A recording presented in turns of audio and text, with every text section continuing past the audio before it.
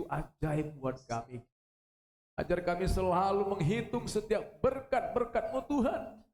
Agar dari mulut kami keluar ucapan syukur yang memuliakan nama-Mu. Terima kasih Bapa buat kesetiaan-Mu. Ajar kami juga setia sampai akhir hidup kami ya Tuhan. Terima kasih. Kami sungguh nikmati hadirat-Mu dalam pujian penyembahan kami. Kami ingin tetap selalu berada dekat-Mu. Kami ingin tetap menikmati indahnya kasih-Mu ya Bapa. Sebentar kalau kami juga mau dengar firman-Mu juga, kami rindukan terus Roh Kudus yang mengajari kami, Roh Kudus yang terus membimbing kami untuk kami boleh mengerti firman-Mu. Setiap kata demi kata, kalimat demi kalimat yang disampaikan hamba-Mu, Roh Kuduslah yang menerjemahkannya di hati kami semuanya, sehingga kami sungguh-sungguh mengalami pesta rohani.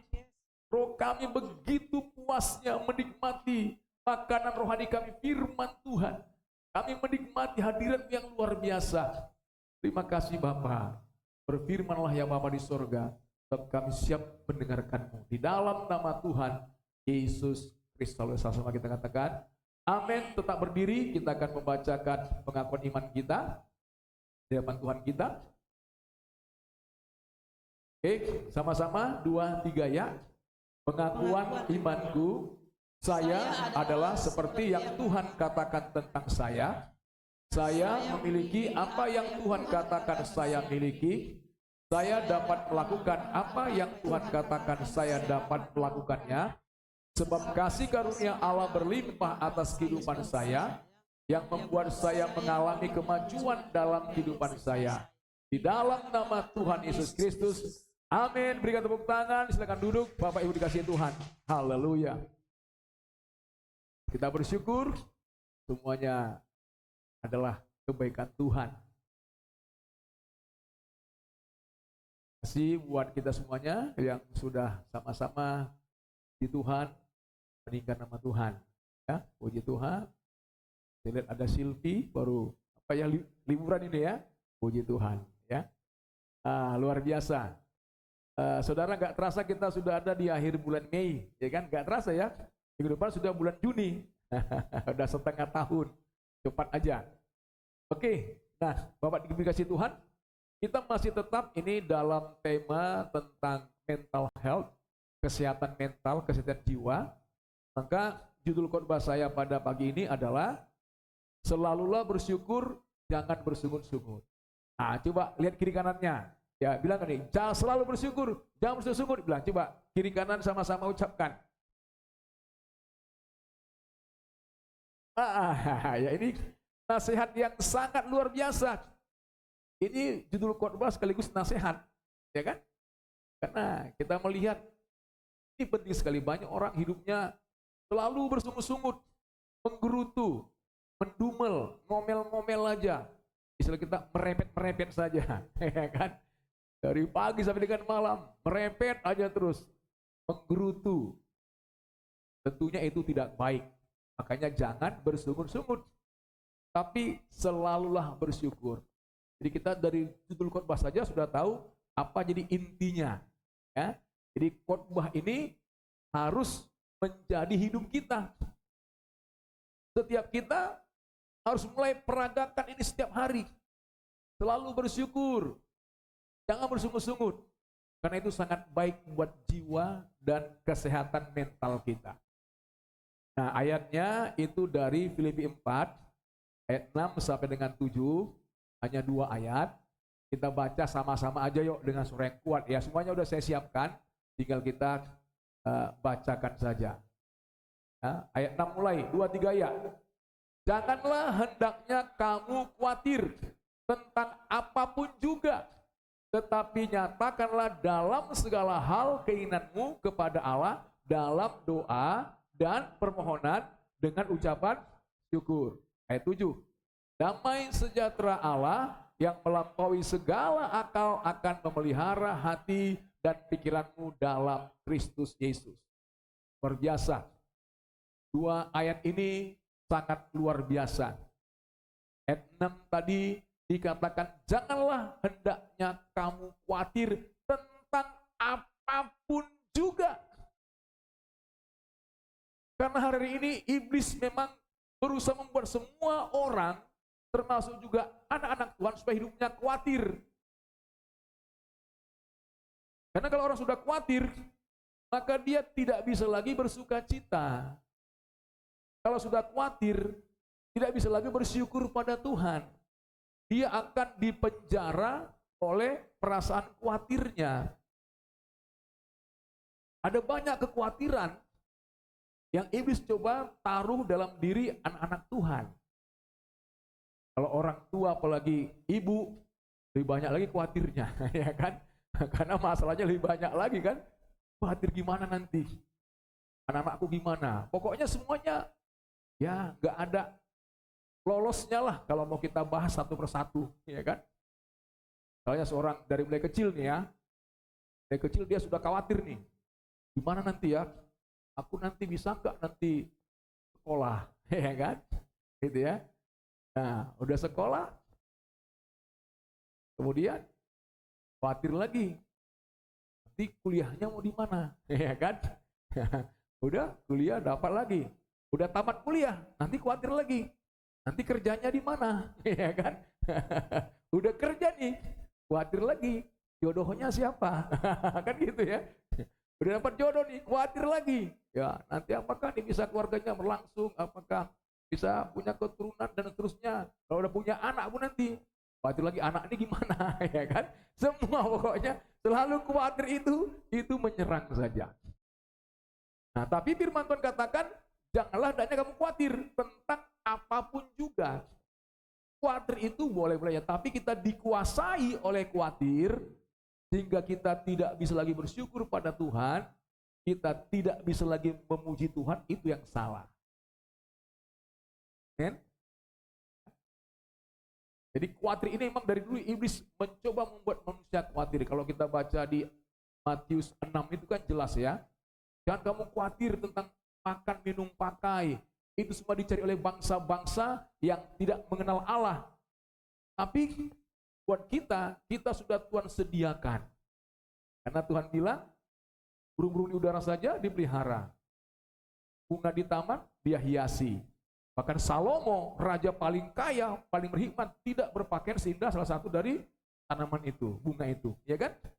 Nah, artinya apa? Tuhan mau tekankan kita, siapapun kita, usia kita, jangan khawatir. Kalau orang khawatir, artinya dia tidak yakin Tuhan pelihara dia. Ini loh saudara. Serius ya.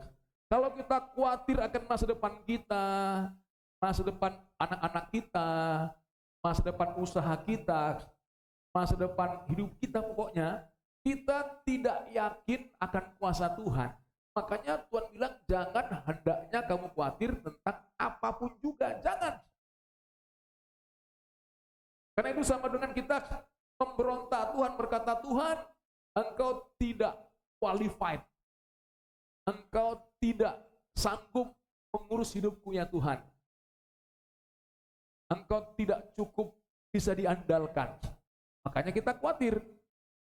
Tapi kalau kita percaya sepenuhnya, kita tidak akan khawatir. Karena kita tahu firman Tuhan tadi, burung di udara dia pelihara, bunga di padang dia hiasi. Kita lebih dari semuanya itu. Pastilah kita dipelihara dengan sempurna oleh Bapa kita. Dan saudara, ya. Nah, kita melihat tentang bersungut-sungut. Ini yang paling banyak orang sampai sekarang tidak disadarinya, hidupnya penuh dengan bersungut-sungutan. Kalau di Alkitab itu diceritakan bangsa Israel, untuk kita bisa belajar tentang jangan bersungut-sungut. Kita tahu sama-sama ya, bangsa Israel selama 430 tahun mereka ada di Mesir dan dijajah Mesir sebagai budak 430 tahun. Kemudian Allah memakai Musa agar membawa bangsa Israel keluar dari tanah perbudakan Mesir kepada tanah perjanjian yang berlimpah-limpah susu dan madunya, yaitu tanah Kanaan. Dan untuk mereka keluar dari tanah Mesir, Itu Tuhan sudah membuat mukjizat yang luar biasa. Bayangkan, mukjizatnya apa? 10 tulah. Masih tahu ya? 10 tulah Tuhan berikan kepada Firaun, Raja Mesir, supaya dia membebaskan orang Israel agar bisa keluar dari tanah Mesir. Sampai tulah yang ke-10, yaitu apa? Kematian anak sulung. Kalau itu memang Firaun gak bisa menahan lagi. Udah pergi. Bahkan supaya mereka pergi dikasih emas. Udah orang-orang Mesir kasih perhiasannya. Pokoknya kalian pergilah dari sini. Gitu kan? Nah, saudara tahu apa yang terjadi? Bangsa Israel, kalau mereka sudah keluar dari Mesir, dari penjajahan Mesir, tapi mentalnya masih mental terjajah. Mental terjajah itu salah satunya dia suka menggerutu, suka bersungut-sungut. Itu salah satu mental terjajah. Makanya ini beberapa ayat dalam hal keamanan mereka bersungut-sungut, hal makanan bersungut, hal minuman mereka bersungut-sungut. Nah, kita cerita tadi kan bangsa Israel kan sudah keluar nih dari Mesir. Kemudian Firaun mikir lagi, enak aja orang Israel ini pergi. Mereka udah kita jajah selama ini, kita sudah punya budak-budak yang kita perintah-perintah. Maka Firaun mengejar lagi kan. Dikejarnya, dia bawa seluruh pasukannya mengejar bangsa Israel ini. Dan bangsa Israel satu titik mereka berada di depan Laut Tabrau. Di depan laut. Nah, sehingga apa? Sehingga bangsa Israel terkepunglah dia. Di depannya laut, di belakangnya pasukan Firaun dengan seluruh tentaranya. Nah, maka inilah ayatnya yang Keluaran 14 ayat 10 sampai 12 ini. Ya, ketika Firaun telah dekat, artinya sudah mau mencapai orang Israel tadi, orang Israel menoleh, maka tampaklah orang Mesir bergerak menyusul mereka, udah hampir dapat nih. Lalu sangat ketakutanlah orang Israel dan mereka berseru-seru kepada Tuhan. Dan mereka berkata kepada Musa, apakah karena tidak ada kuburan di Mesir, maka engkau membawa kami untuk mati di padang gurun ini? Apakah yang kau perbuat ini terhadap kami dengan membawa kami keluar dari Mesir? Bukankah ini telah kami katakan kepadamu di Mesir, janganlah mengganggu kami dan biarlah kami bekerja pada orang Mesir, sebab lebih baik kami untuk bekerja pada orang Mesir daripada mati di padang gurun ini. Nah, saudara bayangkan. Jadi mereka udah melihat berbagai mukjizat Tuhan yang menolong mereka. Mereka juga masih belum percaya. Sehingga mereka marah dan bersungut-sungut kepada Musa. Musa, ngapainlah kau bawa kami dari Mesir keluar kemari, supaya kami mati di padang gurun ini ya Musa ya. Memangnya nggak ada kuburan di Mesir sana. Nah, ini bersungut-sungut. Ya, kita pun sama. Kita sudah banyak melihat pertolongan Tuhan. Saya percaya mulai kita kecil, kita sudah punya pengalaman bersama dengan Yesus. Amin. Ya, kita pasti punya situasi keadaan kita sudah sangat-sangat kritis, terjepit. Gak tahu minta tolong sama siapa. Tapi Tuhan tolong kita. Dan itu terjadi berkali-kali. Tapi pada kejadian berikutnya kita salahkan Tuhan lagi. Tuhan, mana pertolonganmu Tuhan? Aku udah mau celaka nih Tuhan. Hal itu berulang kali terjadi bagi bangsa Israel. Sehingga membuat hati Tuhan sedih. Kemudian ayat yang ke-15-nya juga. Ya. Ini sesudah mereka, ujungnya pasukan Firaun tadi itu mati semuanya. Karena ketika sudah datang pasukan Mesir tadi, maka Tuhan bilang kepada Musa, Musa, mana tongkatmu? Udah angkat tongkatmu, maka laut terbelah dua, sehingga bangsa Israel bisa menyeberang semuanya. Air sebagai tembok mereka. Sudah mereka menyeberang keluar, maka pasukan Mesir masuk ke laut tadi, dan Tuhan menggulung mereka, mati semuanya. Firaun dengan seluruh pasukannya. Nah, sesudah mereka keluar dari laut Tabrau tadi, Maka mereka berjalan selama 3 hari, sampailah mereka ke Mara. Satu tempat namanya Mara. Tetapi mereka tidak dapat meminum air yang ada di Mara itu. Karena pahit rasanya. Ada air nih, tapi pahit, gak bisa diminum. Nah, mereka protes lagi. Itu sebabnya dinamai orang tempat itu Mara. Lalu bersungut-sungutlah bangsa itu kepada Musa. Kata mereka, apakah yang akan kami minum? Jadi kita lihat, semuanya bersungut-sungut. Gak ada minum, bersungut-sungut. Mereka tidak percaya Tuhan akan menyediakan. Mereka tidak bisa melihat bagaimana barusan saja mereka diselamatkan dari pasukan Fir'aun. Baru aja satu bangsa melihat mukjizat yang sangat besar itu. Tapi tetap mereka bersungut-sungut. Ini gambaran kita juga, saudara. Bangsa Israel itu gambaran kita orang percaya pada akhir zaman ini. Kita juga banyak bersungut-sungut. Masalah makan minum, ini kan masalah air, ya kan? Mana kok ini nggak bisa digunakan, ini kok rusak, ini kok begini, nggak berfungsi nih. Nggak, semuanya nggak berfungsi. Nah, kira-kira gitu, pahit. Hati kita pun jadi pahit dan menggerutu. Kemudian masalah makanan juga. Ini keluar 16-nya. Mereka pun tetap di padang gurun itu bersungut-sungutlah segenap jemaah Israel kepada Musa dan Harun dan berkata kepada mereka, kalau kami mati tadinya di tanah Mesir oleh tangan Tuhan ketika kami duduk menghadapi kuali berisi daging dan makan roti sampai kenyang. Artinya begini, mereka ini kan sama-sama sekitar 2 juta sampai 2,5 juta orang berjalan keluar dari Mesir nih, rame-rame ya. Itu kita pasti mikirkan gimana, karena namanya kan padang gurun itu luas sekali. Jadi 2 sampai 2,5 juta orang masih bisa jalan sama-sama.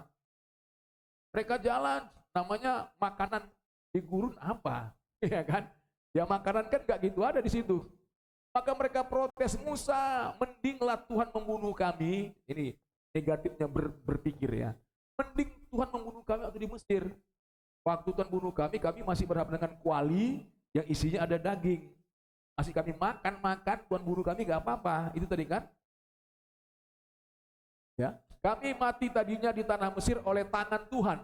Ketika kami duduk menghadapi kuali berisi daging dan makan roti sampai kenyang, gak apa-apa. Tuhan bunuh kami yang penting kami kenyang. Begitulah negatifnya cara berpikir bangsa Israel.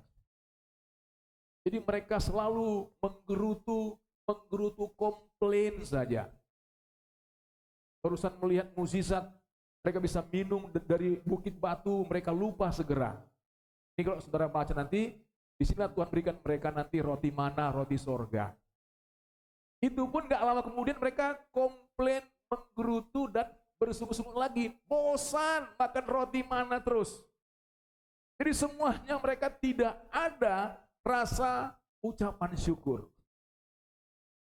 Makanya kitab Korintus itu menuliskan ya, dalam 1 Korintus 10 ayat 10 dan 11, dan janganlah bersungut-sungut seperti yang dilakukan oleh beberapa orang dari mereka. Mereka ini orang Israel.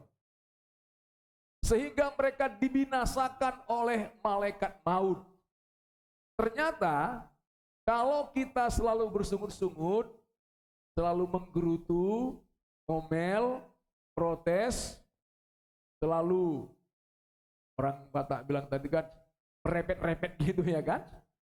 Nah itu artinya kita memberi kesempatan kepada malaikat maut untuk membinasakan kita.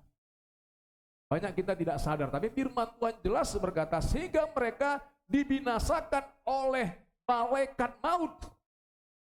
Makanya kalau kita lihat dari 2,5 juta orang tadi, orang yang keluar dari Mesir sekitar 2,5 juta orang, yang sampai nanti ke tanah Kanaan dari 2,5 juta ini mati semua, hanya tinggal 2 orang aja yang bisa masuk, yang usianya di atas 40, yaitu hanya Yosua dan Kaleb saja. Hanya 2 orang yang keluar dari Mesir yang masuk ke tanah Kanaan. Sisanya yang mana? Yang masuk, yang lahir di padang gurun. Mereka lah yang masuk ke tanah Kanaan. Tapi yang dari Mesir mereka dibawa keluar oleh Musa, itu hanya 2 orang yang masuk ke tanah Kanaan. Kenapa? Ini dia punya, kenapa? Bersungut-sungut. Jadi ternyata di hadapan Tuhan bersungut-sungut itu hal yang sangat serius. Yang sangat serius. Bayangkan, 2 juta orang sampai 2,5 juta orang, mereka gagal masuk ke tanah perjanjian. Kenapa? Persungut-sungutan. Mereka mati di padang gurun. Gak ada, hanya Yosua dan Kaleb karena mereka punya roh yang berbeda. Mereka punya sikap yang berbeda kepada Tuhan. Nah, makanya dikatakan semuanya ini telah menimpa mereka sebagai contoh.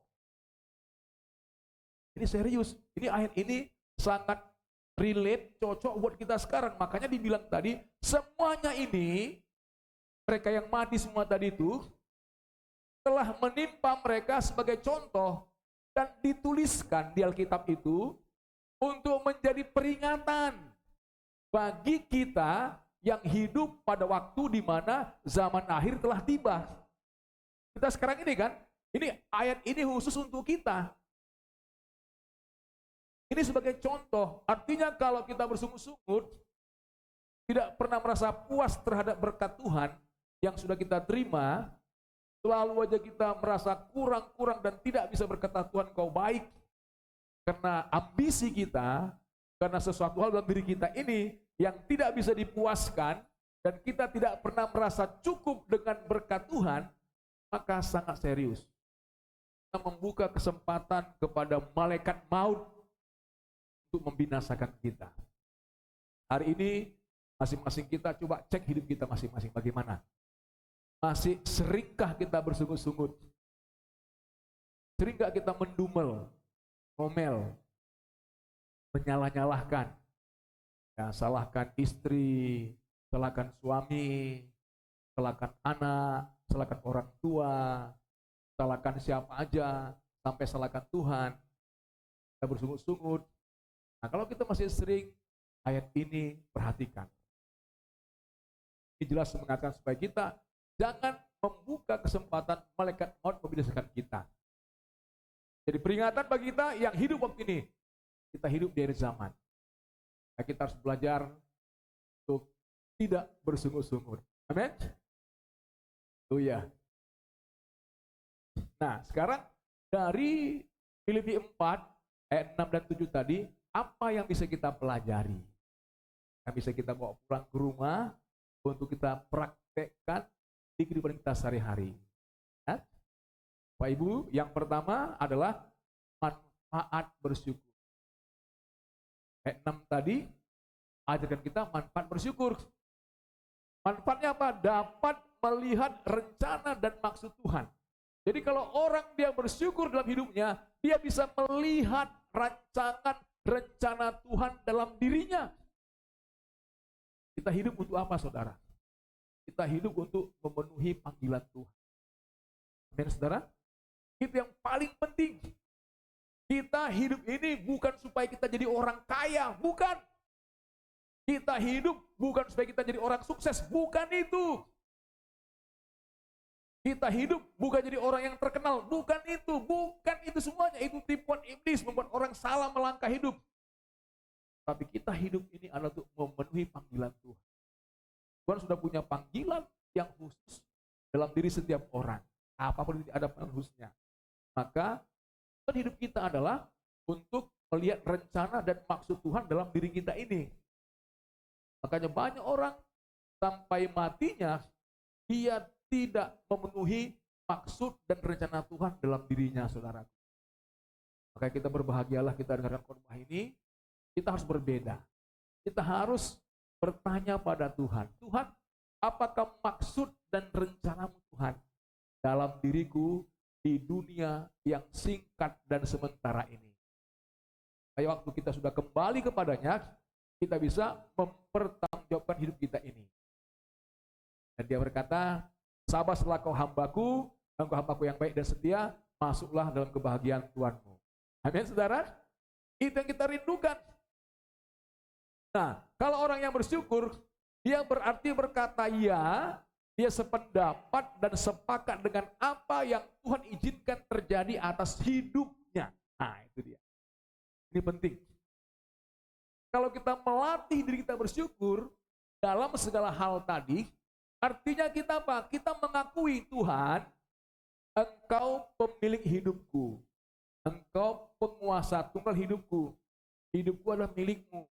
Maka apapun rencanamu, kehendakmu, aku setuju ya Tuhan. Walaupun memang sekarang aku tak mengerti. Memang sekarang kulihat ini adalah tidak baik bagiku, tidak nyaman bagiku. Tapi kita tahu Dia Tuhan yang sedang melatih kita untuk berperang. Dia Tuhan sedang merenda kita. Nah saudara, manusia ini memang daging kita ini cenderung untuk hidupnya tidak menderita atau menghindari penderitaan. Itu kecenderungan hidup manusia. Hidup manusia ini maunya yang nyaman, yang enak. Makanya banyak orang malas-malasan, rebah-rebahan saja, gak mau maksimal hidupnya. Tapi kita tahu yang namanya malas-malasan, rebah-rebahan, gak mau bergiat, gak mau belajar, gak mau berjuang, kita tahu ujungnya akan sengsara, betul ya? Nah makanya Tuhan gak akan biarkan kita jadi anaknya yang seperti itu. Kita dilatihnya. Maka hidup ini kan adalah pelatihan seumur hidup kita. Tuhan yang melatih kita. Supaya kita menjadi anak-anaknya yang gagah perkasa. Makanya kita perlu punya cara pandang yang benar. Setiap masalah yang kita hadapi itu adalah cara Tuhan melatih kita. Supaya kita menjadi bertumbuh mental kita. Bertumbuh kedewasaan rohani kita. Itu maksud Tuhan. Tapi banyak orang salah melihatnya. Yang dia lihat kok Tuhan jahat. Ya kan? Banyak orang melihat kok Tuhan jahat kali sama aku. Hidup siapa enak, aku kok gini. Kita mulai banding-bandingkan hidup kita, ujungnya kita sampai kepada melihat Tuhan itu jahat. Karena kita mau Tuhan itu seperti yang kita inginkan ini, yang kita setting ini. Sebenarnya Tuhan melatih kita. Kalau kita bisa melihat Dia itu adalah sedang mempersiapkan yang terbaik buat kita akan tenang saja. Kita hanya melalui setiap bagian hidup kita tetap melekat pada Tuhan dan tetap kita dalam pimpinan Tuhan sampai semuanya bisa terselesaikan. Amin. Dan kita akan keluar sebagai pemenang. Maka mental kita, kedewasaan kita akan semakin bertumbuh berkembang. Itu maksudnya Tuhan. Karena Tuhan mau pakai kita dengan perkara yang lebih besar lagi. Makanya Dia melatih kita. Nah, sikap kita gimana? Izinkan diri kita untuk dilatih Tuhan. Jangan banyak bersungut-sungut. Karena Tuhan sedang melatih bangsa Israel di padang gurun. Memang mereka sudah keluar dari penjajahan Mesir, perbudakan dosa. Ternyata mengeluarkan mentalitas itu susah. Udah merdeka dia butuh tempat di padang gurun 40 tahun. Mereka berputar-putar 40 tahun supaya apa? Mengeluarkan mental terjajahnya. Makanya yang mentalnya gak bisa terpakai mati di padang gurun. Yang masuk, yang lahirnya di padang gurun itulah yang bisa nanti menggenapi panggilan Tuhan. Nah saudara, jadi makanya kita harus belajar bersyukur. Kalau kita bersyukur, kita berkata Tuhan, Engkau tak pernah salah. Engkau selalu benar. Aku tahu Engkau sedang melatih diriku sekarang ini. Engkau ingin mengubah karakterku yang jahat, karakterku ini yang sombong, karakterku yang keras kepala, karakterku yang menang sendiri, yang egois, dan banyak yang jelek dalam kita mau Tuhan ubah lewat masalah-masalah yang terjadi. Nah kalau kita mau dibentuk Tuhan, begitu prosesnya selesai, kita makin indah. Amin saudara? Ya. Saudara tahu biar emas itu dipanaskan berapa? 1000 derajat Celcius lebih. Panas supaya dapat yang murni. Anur tinggi supaya dapat emas yang murni. Hidup kita pun sama. Terkadang ujian itu panas buat kita. Tapi baik pada akhirnya. Dengan bersyukur kita bisa menyelami rencana Tuhan di dalam hidup kita untuk kemudian berjalan sesuai kehendak-Nya. Jadi bersyukurlah saudara. Hari ini mungkin saudara menghadapi situasi yang sulit, banyak masalah. Saya nggak tahu masalah apa. Karena ini yang paling umum masalah ekonomi. Kan? Kok semuanya kayak berat ya, kayak hadapi tembok ya. Kok usaha ini kayaknya kurang. Lagi sepi. Semuanya lagi sepi. Penjualan sepi. Dan seterusnya. Nah saudara bersyukur aja. Bersyukur aja. Banyak ucapan syukur. Amin. Bersyukur aja. Gak apa-apa. Itu semuanya punya batas waktu. Tuhan mau lihat bagaimana hati kita ini. Siapa yang paling utama kepada kita? Tuhan. Tuhan berharap situasi gimana pun kita tetap bersyukur. Ya, makanya itu Habakuk 3 ayat 17 itu luar biasa. Tahu tuh kan? Ada lagunya kan? Sekalipun pohon ara tak berbunga, sekalipun pohon zaitun mengecewakan, sekalipun ladang-ladang tak menghasilkan makanan, lembu sapi terhalau dari kurungan, kan? Namun aku akan tetap beria-ria dalam Tuhan. Itu keren minta ampun. Itu Tuhan pasti akan sangat senang. Ketika semuanya zong, ya kan? Bisnis lagi dan tidak baik, kesehatan kurang baik juga, kondisi keluarga juga kurang baik, semuanya kurang baik. Kita lihat kok kurang baik semua, tapi masih kita bersyukur sama Tuhan. Itulah namanya korban bakaran yang harum di hadapan Tuhan hidup kita ini. Amin, Bapak Ibu. Ya, jadi mari bersyukur aja. Banyak bersyukur. Karena kita bersyukur, kita mengatakan Tuhan, Engkau tidak pernah salah. Engkau selalu the best dalam hidupku, dan aku tahu semuanya pasti akan baik-baik saja. Ini Roma 8:28, ayat yang sudah sangat-sangat sering kita dengarkan. Pak, sama-sama kita baca 2-3 ya. Kita tahu sekarang bahwa Allah turut bekerja dalam segala sesuatu untuk mendatangkan kebaikan bagi mereka yang mengasihi Dia, yaitu bagi mereka yang terpanggil sesuai dengan rencana Allah. Ini menjadi ayat pegangan kita, saudara kasih Tuhan. Setiap kita harus jadikan ini sebagai ayat emas kita di dalam menjalani hidup ini. Apapun boleh terjadi yang kita tahu sekarang. Nah, sekarang kita sudah tahu, kalau dulu belum tahu. Tapi sekarang kan sudah selalu disampaikan oleh Pak Gembala buat kita semuanya. Ya kan? Sekarang sudah tahu. Allah turut bekerja dalam segala sesuatu. Apapun itu. Dia turut bekerja. Endingnya apa? Untuk mendatangkan kebaikan. Ya, endingnya akhirnya membawa kebaikan, tapi bagi siapa? Bagi mereka yang mengasihi Dia. Kalau kita mengasihi Dia, kita berjalan dalam firman-Nya. Kita sudah ikuti firman Tuhan, tapi kok keadaan kita kok nggak berubah ya? Jangan takut, jangan kecewa, jangan bersungut-sungut. Sabar. Ya. Sabar, endingnya kan belum. Ini kan ibaratnya film. Ini kan belum selesai, belum tamat, belum di end. Ini masih bagian prosesnya. Dan Tuhan mau kita menikmati proses itu. Kita menikmati proses itu, jangan hanya mau hasilnya.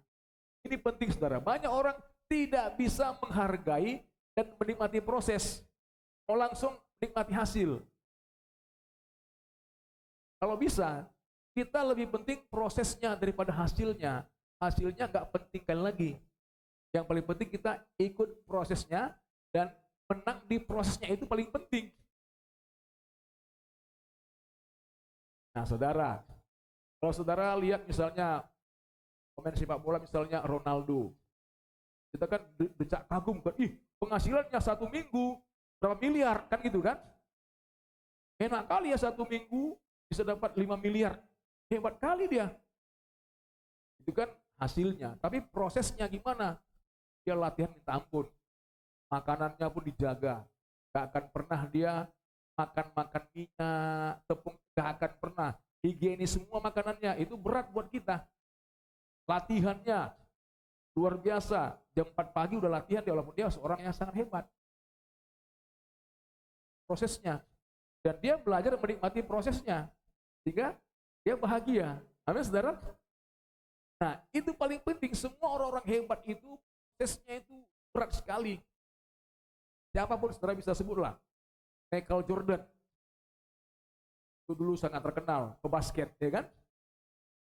Itu waktu kita tidur dia latihan sampai berapa kali dia tembakan sampai satu hari minimal 5.000 tembakan. Makanya dari belakang pun kita jadi bisa masuk dia. Gak usah lihat dia gini bisa masuk karena latihan terus. Kita tidur, kita main-main, kita liburan, dia tetap latihan, saudaraku. Itu prosesnya. Dan hasilnya tidak mengecewakan proses. Gitu kan? Jadi saudara, perlu memang latihan. Berat memang gak enak. Tapi Tuhan sudah siapkan nanti hasilnya yang terbaik buat kita semuanya. Makanya lagi sekali, ingat ayat ini. Allah bekerja dalam segala sesuatu. Ya kita nggak tahu misteri, ya saya pun nggak tahu juga. Ya tapi yang saya tahu Allah bekerja dalam semua keadaan dan tahu ujungnya kebaikan kita. Itu udah cukup buat kita. Pegang firman Tuhan itu cukup buat kita. Supaya kita terhindar daripada bersungut-sungut, menggerutu, protes. Kalau orang tidak tahu dia apa rencana Tuhan, dia jadi orang yang banyak menggerutu. Jadi kalau saudara masih suka bersungut-sungut, menggerutu, karena saudara tidak tahu rancangan Tuhan dalam diri saudara. Tapi kalau kita tahu, kita tidak perlu. Kita tahu hanya untuk kebaikan kita. Ya, mereka mengasihi dia, yaitu yang bagi mereka yang terpanggil sesuai dengan rencana Allah. Dan saya katakan, tidak ada hidup yang lebih indah daripada hidup dalam rencana Allah. Kita anak Tuhan harus berbeda cara pandang kita. Bagi dunia, harta yang terindah, yang paling mahal. Bagi dunia, itu tadilah. Yang orang Batak bilang, hamuraun, hagabeun, hasangapon. Ya kan? Itulah yang dilului, dicari oleh manusia. Tapi buat kita nggak gitu lagi. Kita orang percaya jangan lagi. Jangan itulah yang kita kejar-kejar. Bukan itu lagi. Tapi kita apa? Mengejar apa maunya Tuhan dalam diri kita ini. Amin, saudara? Mungkin saudara sebagian agak susah ngerti, tapi inilah intinya. Kita harus cari apa maunya Tuhan dalam diri kita. Karena kita ini kan miliknya. Kita kan punya Tuhan, hidup kita ini kan miliknya. Maka haruslah pemilik yang kita tanya, maunya apa dalam hidup kita ini. Kita kan melakukan apa yang dia mau. Dan percayalah, waktu kita mengerjakan yang Tuhan mau, semuanya yang terbaik buat kita. Jadi jangan saudara pikir kalau kita mengerjakan maunya Tuhan, kita tersiksa jadinya. Yang gak enak, enggak. Yang terbaik selalu akan menjadi milik kita waktu kita taat pada panggilan Tuhan. Nah, ini yang paling penting sama-sama kita pahami. Yang kedua, cara bersyukur dalam doa dan permohonan. Jadi saudara, bagaimana cara bersyukur? Banyak cara kita bisa bersyukur. Ya, kita bisa bersyukur dengan berbagai hal dalam hidup kita. Di dalam pikiran kita bersyukur, sikap kita, keputusan kita, perkataan kita, dan juga tindakan kita. Itu ekspresi kita bersyukur. Setiap kita bisa ekspresikan bersyukur, tapi doa dan permohonan juga itu adalah salah satu cara kita bersyukur. Makanya kalau orang banyak berdoa, itu artinya apa? Dia orang banyak bersyukur pada Tuhan. Hari ini kita kan ini cara bersyukur dalam doa dan permohonan. Jadi kalau kita jarang berdoa, apalagi tak pernah berdoa, berarti kita tak pernah bersyukur. Gitu ya. Karena doa itu kan cara kita. Waktu kita datang berdoa kan, Bapak, terima kasih Bapak. Harus kita doa gitu kan? Terima kasih Bapak, Engkau sangat baik Bapak. Oh haleluya. Kita bersyukur lewat doa. Kita nyatakan dia sangat baik. Dan kita percaya, semakin kita banyak berdoa, kita akan semakin diberikan kekuatan oleh Tuhan. Nah saudara, Yesus juga memberikan contoh waktu dia menghadapi masalah. Satu ketika Yesus dia mengajar. Biasalah Yesus selalu mengajar. Nah kemudian ketika dia mengajar, banyak orang datang bergerombolan dari mana-mana. Semua daerah, semua kota datang mendengarkan pengajaran Yesus. Kenapa? Yesus mengajar berbeda dengan ahli-ahli Taurat. Ahli Taurat hanya sekedar ngomong doang, omdo. Tapi kalau Yesus dia apa? Ada tanda heran, ada mukjizat. Pakai demonstrasi kuasa Allah. Makanya orang mau rame-rame. Mau dengar Yesus khotbahnya gimana. Nanti Yesus membuat atraksi apa. Kira-kira gitu kan. Apakah membuat air jadi anggur. Ataukah membuat sesuatu hal yang spektakuler gitu kan. Rame datang. Sampai orang gak mau pulang-pulang. Ini udah hampir malam. Gitu ya. Yesus kan dia sangat dengan belas kasihan. Ini manusia banyak kali. Ini udah mau malam. Mereka kalau pulang nanti nih kelaparan lah, bisa pingsan di jalan. Maka dia bilang murid-muridnya, pikirkan nih gimana cara makannya nih. Muridnya bilang, ya gimana guru? Filipus bilang, kalaupun kita punya 100 dinar, gak cukup nih. Walaupun hanya secuil aja pun gak cukup kalau bisa sebanyak ini. Ya kan? Andreas datang. Guru, ini ada seorang anak nih. Dia punya 5 roti dan 2 ikan nih guru. Tapi ya gimana guru ya? 5 roti 2 ikan juga bisa jadi apa ya? Nah, ya kan itu kan? Kata Andreas. Nah, Yesus bagaimana menghadapi masalah ini? Nah, kita lihat itu. Kata Yesus, suruhlah orang-orang itu duduk. Adapun di tempat itu banyak rumput. Maka duduklah orang-orang itu, kira-kira 5.000 laki-laki banyaknya. Ini masih laki-laki ya. Biasakan bawa istri dan anak-anak. Gitu ya. Ini nggak mungkin laki-laki semua, nggak mungkin lah. Pasti bawa istri dan anak. Jadi kalikan 3 aja lah. Ada berapa? Dia banyaknya. Nah, Yesus mengambil roti dari si anak tadi itu, 5 roti tadi dan 2 ikan tadi. Nah, apa yang dia buat? Maka Yesus menghadapi masalahnya adalah dengan mengucap syukur. Ini kita garis bawahi. Jadi Yesus mengatasi masalahnya dengan mengucap syukur. Roti tadi, dia bersyukur, ya Bapak terima kasih, Engkau selalu mendengarkan doaku, dan dibagi-bagikannya kepada mereka yang duduk di situ, dan juga dibuatnya dengan ikan-ikan itu sebanyak mereka kehendaki. Ya kan? Nah, dan kita tahu lanjutan ceritanya bagaimana. Mereka semuanya makan kenyang semuanya. Dan Yesus, dia nggak boleh ada sisa-sisa. Kumpulkan yang sisanya. Berapa? Kumpul. Berapa sisanya? 12 bakul. Masih lebih lagi kan? Lebih. Kenapa 12 bakul? Karena ada 12 murid. Ya kan? Di masing-masing murid dapat 1 bakul lah. Artinya apa? Murid pun dapat berkat untuk keluarga mereka, dibawa pulang masing-masing 1 bakul. Artinya tidak sia-sia melayani Tuhan, selalu dapat bonus. Amin, saudara. Ya, para murid kan dapat lebih mereka. Nah, saudara, maksudnya adalah Yesus tunjukkan kita, ini loh contohnya. Kalau kalian punya masalah ya, jangan menggerutu, jangan merepet, jangan ribut. Gimana nih? Aduh Petrus, banyak kali nih. Kayak kita nih, mereka kelaparan, nanti. Kita buat makanan tadi, kita siapkan. Gak gitu, tenang aja, tenang. Bersyukur. Nah, kita tahu ketika bersyukur, maka mukjizat terjadi. Amin. Mukjizat terjadi. Terjadi mukjizat pelipat gandaan. 5.000 orang lebih makan sepuasnya, berlebih 12 bakul. Itulah karena bersyukur. Ada mukjizat pelipat gandaan. Makanya saya percaya kalau saudara hadapi masalah, kesulitan keuangan, masalah pun juga tetap bersyukur, maka percayalah akan datang mukjizat pelipat gandaan. Amin ya. Ingat aja kisah ini.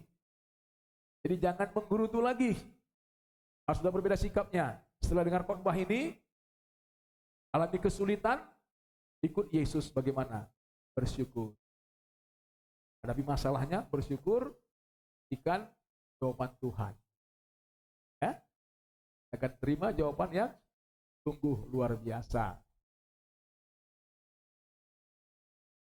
Bersyukur juga menjadi langkah iman bahwa jika Tuhan sudah memelihara dan mencukupi, Dia akan melanjutkannya di dalam kita dengan caranya. Ah, itu dia.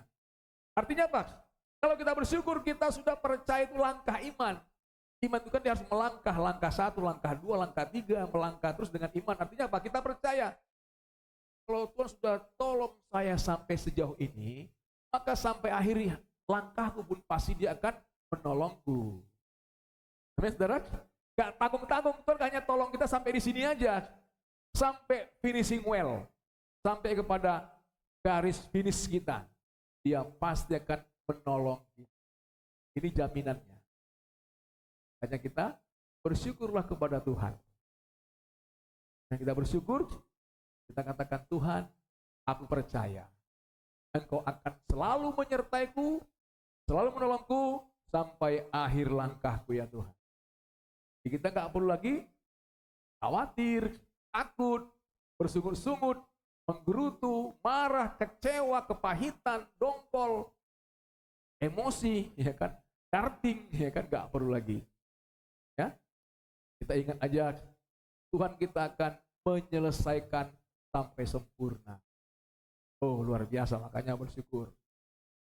Nah, yang ketiga, yang terakhir, akibat bersyukur, apa dia akibatnya? Damai sejahtera dan pemeliharaan Allah. Ini dia.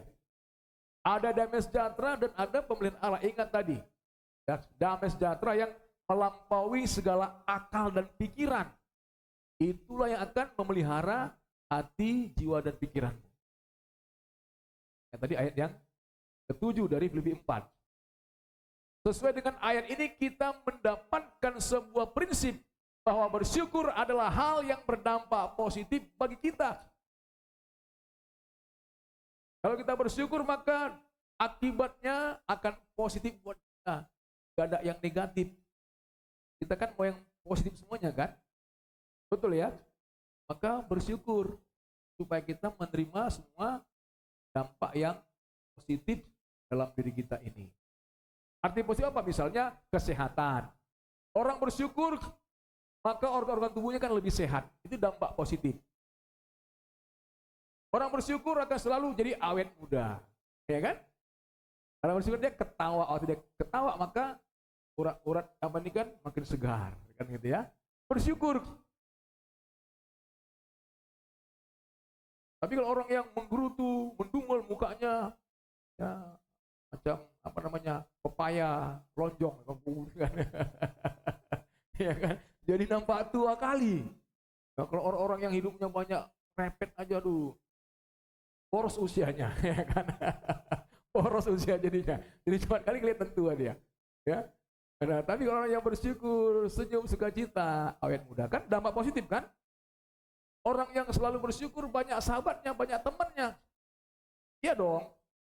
Kita kan pasti mau berteman dengan orang yang happy, bahagia.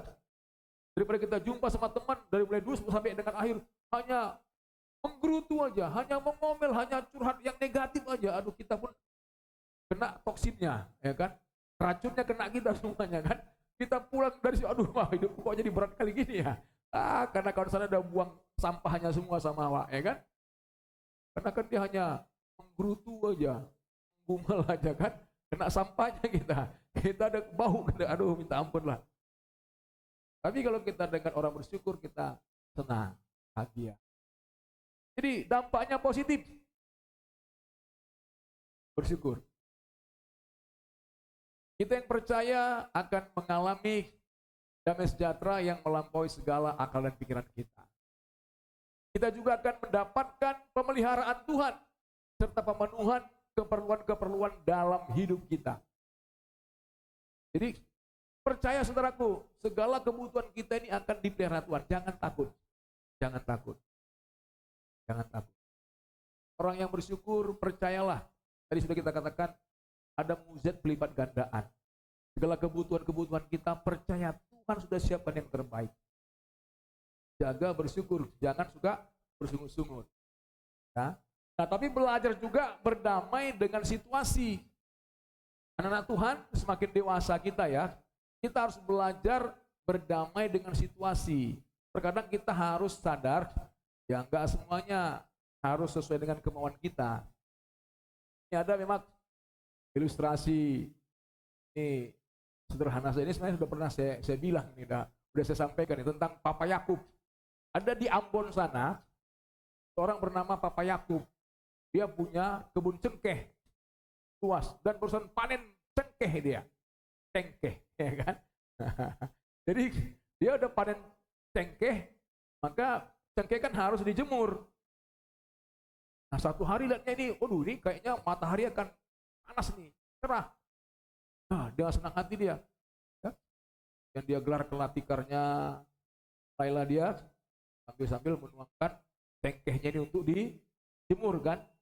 Ini mungkin kesukaannya Angel, suka-sukamu Tuhan, ya kan? Suka-sukamu Tuhan, ya kan? Dah, tabur semua suka-sukamu Tuhan. Tenanglah dia kan, panas. Tapi tiba-tiba mendung. Udah mendung, mulailah turun sedikit. Gerimis, tek, tek, tek. Ya. Suka-suka udah mulai berubah dia, ya kan? Aduh, udahlah, cepat dia, ya kumpulkan lagi, masukkan ke goni lagi kan? Cengkehnya tadi, udah, beres. Rupanya cuma gertaan aja.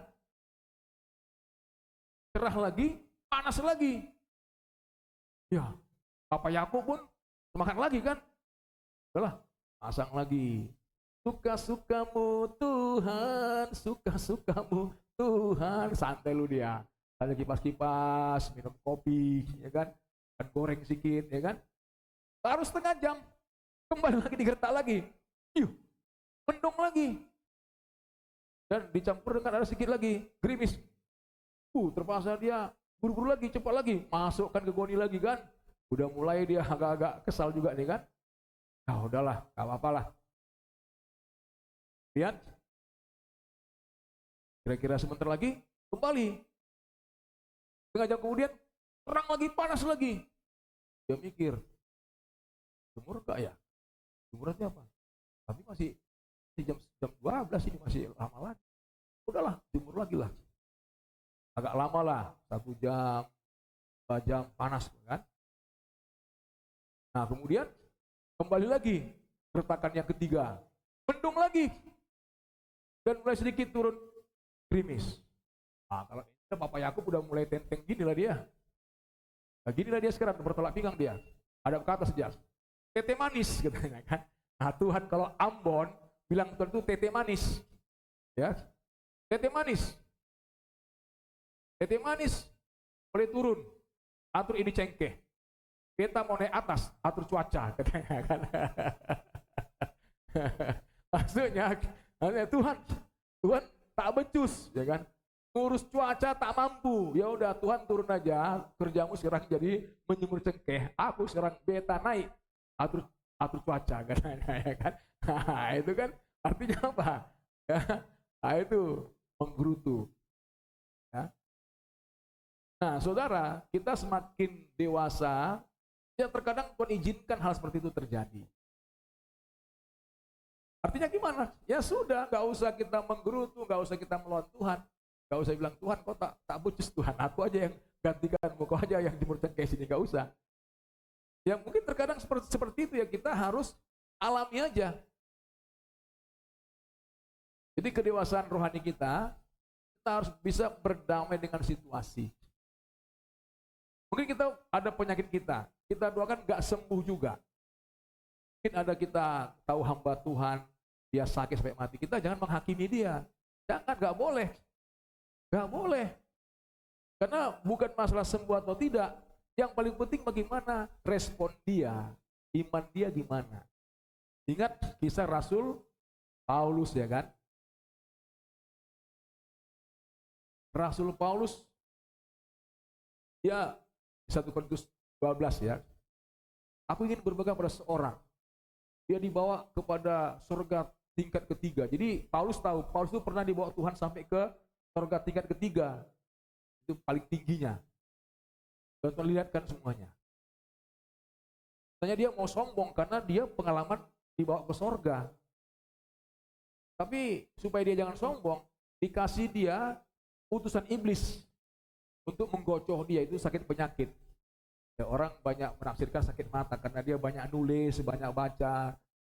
Dan dia udah doa 3 kali supaya dia sembuh, tapi Tuhan bilang gak usah lah. Tuhan gak kabulkan permohonannya supaya sembuh. Tuhan bilang cukuplah kasih karuniaku, biarlah dalam kelemahanmu lah kekuatanku sempurna, kata Tuhan. Ya udah, Paulus pun dia berdamai, dia nggak ngotot lagi, Tuhan sembuhkan Tuhan, sembuhkan Tuhan, dia nggak apa-apa. Artinya gini loh, semakin dewasa kita bisa menerima semua keadaan. Amen. Gak harus maunya kita ini, harus begini begitu, enggak. Orang makin dewasa dia udah lebih bisa mengalah dia. Ya udah Tuhan, kalau aku lebih baik begini keadaanku, itu aku menjaga imanku, nggak apa-apa Tuhan. Yang penting aku bersamamu Tuhan. Itu yang paling penting. Jadi bukan masalah doa dijawab, kemauan kita terjadi, bukan itu. Masalah terbesar adalah apakah kita ini bisa menyenangkan Tuhan. Ketika mengizinkan sesuatu terjadi dalam diri kita, respon kita masih benar kepada Dia. Itulah kedewasaan rohani kita. Ya, itu bisa, ayat di sini bisa nggak? 1 Korintus 12 ayat 10. Nggak bisa ditampilkan ya? Oke, saya bacakan aja ya. Ini ayat ini luar biasa, ini kedewasaan ya. 1 Korintus 12 ayat 10. 1 Korintus 10 ayat 12 ya.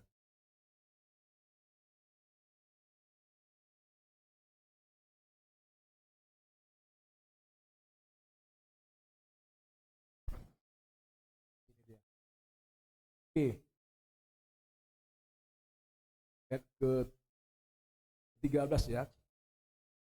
Pencobaan yang kamu alami adalah pencobaan-pencobaan yang biasa, yang tidak melebihi kekuatan manusia, sebab Allah setia dan adil, karena Dia tidak akan membiarkan kamu dicobai melampaui kekuatanmu. Pada waktu kamu dicobai, Ia akan memberikan kepadamu jalan keluar sehingga kamu dapat menanggung. Jadi, nah ya, Tuhan kasih kita kekuatan. Apapun itu, di semua pencobaan yang kita alami, itu tidak melebihi. Saudara, artinya kita harus memperbaharui cara pandang kita. Nah, kita belajar berdamai dengan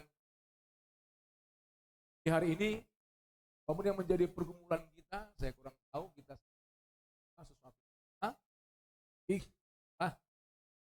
Percayalah, Tuhan selalu menyertai kita, dan Tuhan tidak pernah tinggalkan kita, dan Dia pasti akan menolong kita yang terbaik buat kita. Perhatikan respon kita. Jika respon, kita percaya kepada Dia, Dia tidak pernah menelantarkan kita. Dia Bapa yang sangat baik, semuanya pasti dalam kendalinya. Yang penting buat kita setia kepadanya.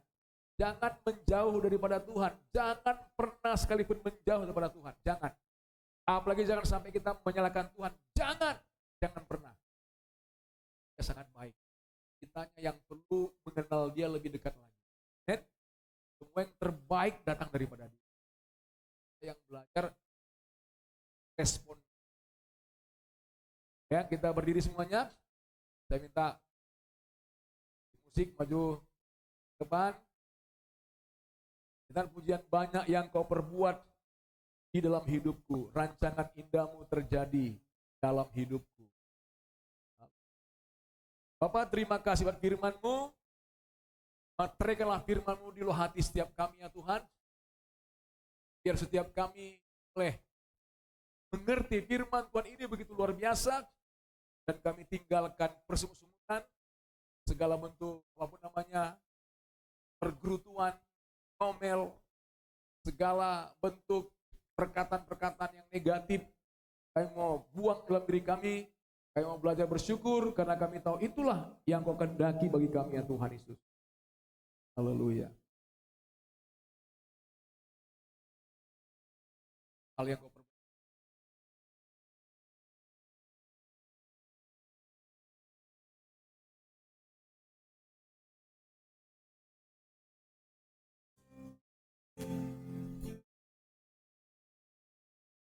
yang Kau perbuat di dalam hidupku, rancangan indahmu terjadi di hidupku. Bapa yang mengerti segala yang ku perlu, kasih-Mu sempurna nyata dalam hidupku. Ku bersyukur Bapa, ku bersyukur Tuhan, buat kasih setia-Mu di dalam hidupku. Ku bersyukur,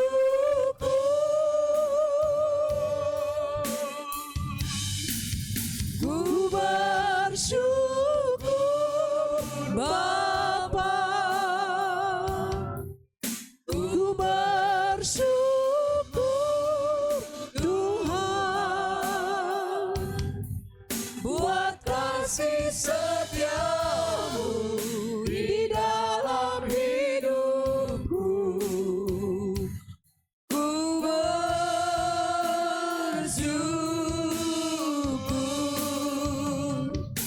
Tuhan. Amin. Benar Bapa di sorga. Ajar kami bersyukur padamu senantiasa. Banyak hal yang Kau perbuat bagi kami. Terima kasih buat semua kebaikan-Mu Bapa. Haleluya, haleluya.